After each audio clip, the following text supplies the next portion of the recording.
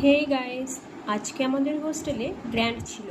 তো দুপুরে আমাদের কি কি মেনু ছিল তোমাদেরকে আজ দেখাচ্ছি। এখানে ছিল লবণ লেবু, আর আমি 3টে বাটি নিয়ে গেছিলাম। আমার বাটিতে ধরেনি, শেষ পর্যন্ত একটার মধ্যেই 2টো নিয়ে চলে এসেছি, অথবা পাতেই নিয়ে চলে এসেছি। এই দেখো, এটা হচ্ছে মুগ মোহন করা হয়েছে, এটা হচ্ছে মিনিকেট চালের ভাত, ঝুরি আলু ভাজা, আর এখানে হচ্ছে বিভিন্ন সবজি দিয়ে এটা নাকি ছ্যাঁচড়া করা হয়েছে। তো এটা মাছের মাথা দিয়ে করা হয়েছে, অনেক রকমের সবজি দেওয়া আছে, দেখে মনে হচ্ছে খুব টেস্টি হয়েছে।